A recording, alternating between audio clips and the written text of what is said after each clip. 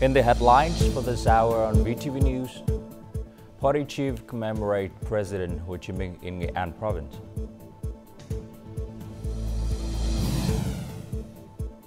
And Vietnam tackle logistic hurdles in agriculture export sector.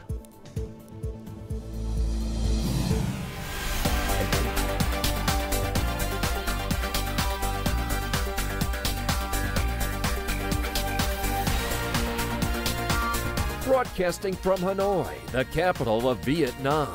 VTV News starts right now. Hello, it's 8 a.m. local time in Hanoi, and you're watching VTV News. Ahead of the Communist Party of Vietnam 95th founding anniversary, General Secretary Tô Lâm and a delegation of central officials visited Nghệ An to honor President Ho Chi Minh with flowers and incense. The delegation also paid tribute to former General Secretary Trần Phú, Lê Hồng Phong, and Hà Huy Tập with incense offerings. Party General Secretary Tô Lâm offered incense and flowers on Sunday to pay tribute to President Ho Chi Minh at the Kim Lien Special National Relic Site in Nam Dan District, Nghệ An Province, the late president's homeland.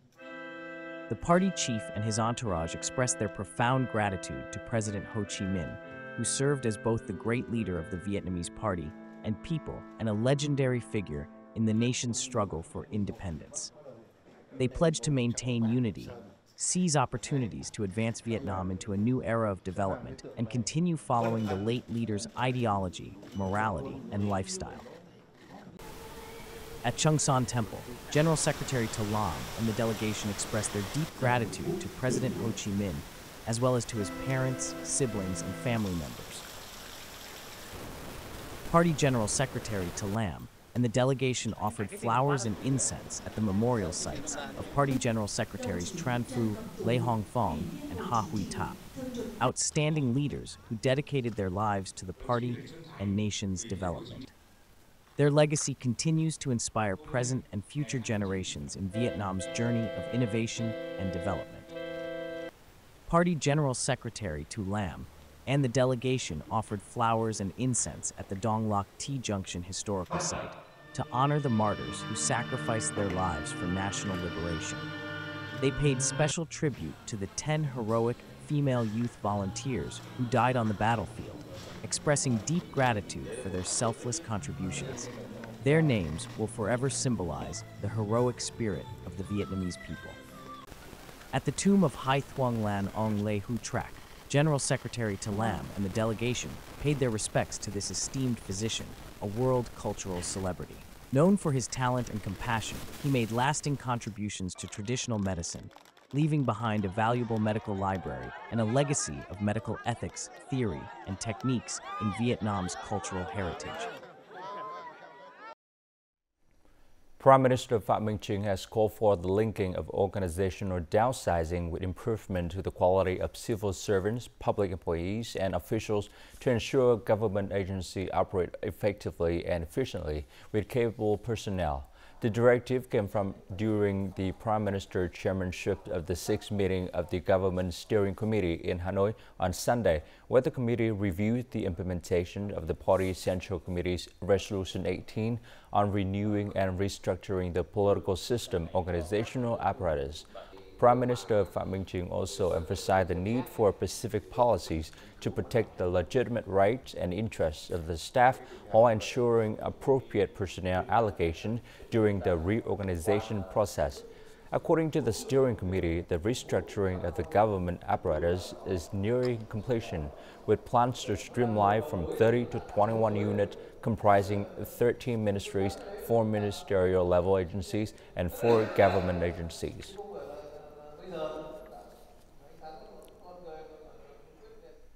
Prime Minister Phạm Minh Chính chaired the 4th meeting of the steering committee in Hanoi on Sunday to address the legal system bottlenecks. The meeting focused on issues related to legal regulation concerning power decentralization and authorizations, especially documents affected by the apparatus restructuring. During the meeting, participants praised the steering committee's effective handling of investment, finance, and urgent tasks. They noted the National Assembly's significant achievement in approving 3 laws that amended 13 existing ones, helping remove obstacles and foster national development. The Prime Minister acknowledged these accomplishments and directed ministries to reward those who contributed to the lawmaking process. He commended the Ministry of Justice's innovative use of digital technology for gathering feedback on legal documents and encouraged expanding the use of artificial intelligence. Looking ahead, the Prime Minister stressed the importance of swift legal document issuance to streamline operations, with a focus on removing barriers that affect people and businesses. We must shift away from the mindset of banning what we cannot manage or overseeing things we do not fully understand. Instead, we should allow the most capable to take charge. If people and businesses can handle it more effectively, the government should delegate responsibility. The government's role should focus on strategy, planning, building the legal framework to foster growth, and monitoring progress. Anything that is prohibited should be explicitly outlined in the law. Otherwise, space should be left for innovation from the people and businesses. The Prime Minister instructed the Ministry of Home Affairs to urgently draft amendments to both the law on government organization and the law on local government organization. He assigned the Ministry of Justice to develop amendments to the law on promulgation of legal documents, and tasked the Ministry of Finance with finalizing the draft law on management and investment of state capital in enterprises, all for submission to the government by January 2025. Emphasizing the importance of removing institutional barriers to unlock economic growth resources, he also set a December 31st deadline for agencies to submit a decree on investment support and planning for Ho Chi Minh City, along with addressing social housing loan credit proposals. State President Lương Cường on December 29th sent a message of condolences to acting President of the Republic of Korea Choi Sang-muk over the Jeju airplane crash, which caused multiple fatalities and injuries at Muan Airport earlier the same day.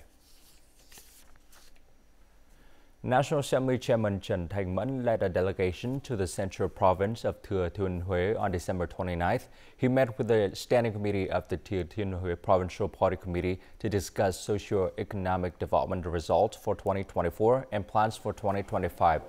The meeting addressed the implementation of National Assembly resolutions on development policies, including the establishment of Huế City under the central government administration and the reorganizations of district and commune-level administrative units for 2023-2025.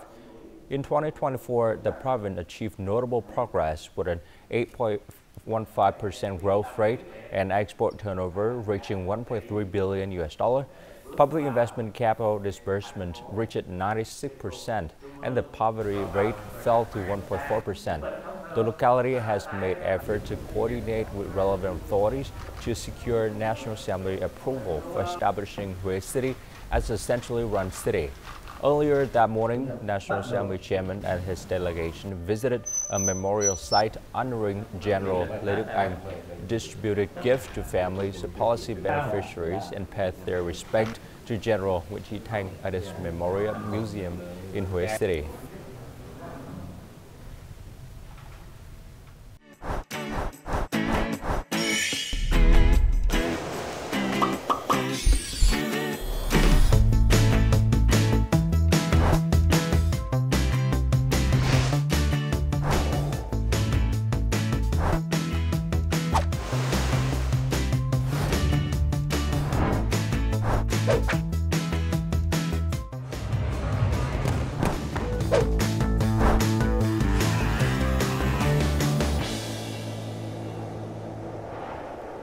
Vietnam's agriculture, forestry, and fishery export hit a record $62.4 billion this year, reaching over 200 countries. However, logistic costs in the countries average 17% of GDP, well above the global average of 10%, hampering the competitiveness of Vietnamese goods. Improving logistic infrastructure has become a critical issue for many regions. Logistics costs account for 12% of seafood, 23% of wooden furniture, 29% of vegetables and fruits, and 30% of rice. These high costs stem from small-scale production and inadequate logistics infrastructure for agricultural exports.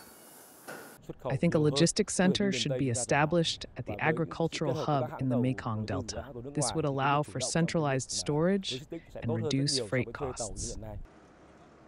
Each year, the Mekong Delta exports millions of tons of goods, but less than 5% is shipped directly through seaports. The rest is transported by road to Ho Chi Minh City and Bà Rịa Vũng Tàu, adding $10 to $15 per ton in logistics costs. The region's waterway system is inadequate, with only one Type 1 seaport and 11 Type 2 seaports. There is a lack of policies to attract container suppliers and investors to ports, requiring a more open framework for inland waterway port businesses. We also recommend that the central government facilitate the dredging of major rivers to optimize the use of waterways. During meetings with leaders from 13 Mekong Delta provinces, the Prime Minister emphasized the importance of harnessing the region's potential, especially its inland waterway transport, to reduce costs and strengthen the agricultural hub's growth. 125 exceptional ethnic group students and youth were honored at a ceremony organized in Hanoi on Saturday by the Committee for Ethnic Minority Affairs, along with the Ministry of Education and Training and the Ho Chi Minh Communist Youth Union. This annual celebration recognizes young ethnic group individuals who excelled in academics and community service, inspiring others to overcome challenges and achieve success. Since 2013, the program has recognized more than 1,300 youth from various ethnic groups and regions. The ministers and chairman of the Committee for Ethnic Group Affairs reported that during the 2023-2024 academic year, over 60% of students in ethnic boarding and semi-boarding schools achieved high academic results. Additionally, more than 97% completed secondary school, with many earning direct admissions to university and colleges without entrance exams. In Điện Biên Province, efforts to eliminate temporary and dilapidated housing for poor households have garnered support from both the political system and society at large. The province has secured nearly $2 million from sponsors to construct 1,000 new houses in its most disadvantaged villages and communes. These sturdy new homes provide both a solid foundations and hope for residents to escape poverty and improve their lives. For Nguyen Van Then, the new house represents more than shelter. It symbolizes hope and community support in creating a better life for a person living with a disability. I'm grateful to the government for helping me build a house. Now everything is stable, and no rain or wind comes inside anymore.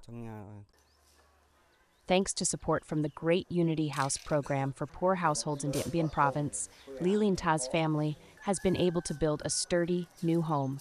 This precious gift brings warmth and happiness, providing a foundation for the family to overcome poverty in the coming year. I feel that this year's Tet will be happier than previous years. This year, I'm able to build a new house, and my wife and children will be much happier. The newly completed spacious houses have motivated poor households to improve their living conditions.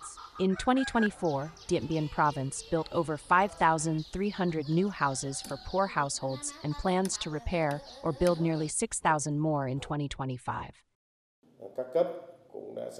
The Fatherland Front committees at all levels have developed a plan to eliminate temporary and dilapidated housing in Điện Biên Province by 2025. Thanks to collaboration between local authorities and strong community support, Điện Biên has made significant progress in eliminating temporary and dilapidated housing. More than 1,000 poor households have committed to moving out of poverty, while many ethnic minority villages have undergone transformation, supporting the goals of rural development and sustainable poverty reduction. And now, as usual, let's continue with the weather forecast.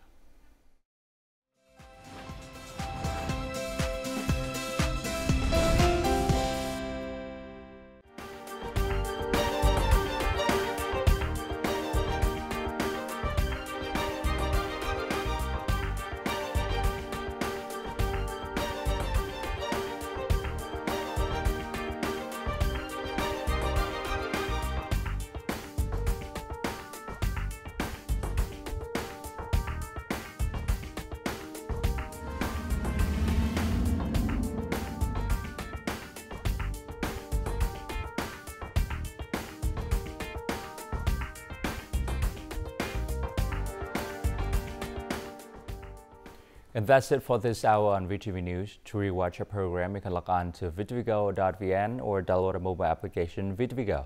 Thanks for watching and goodbye for now.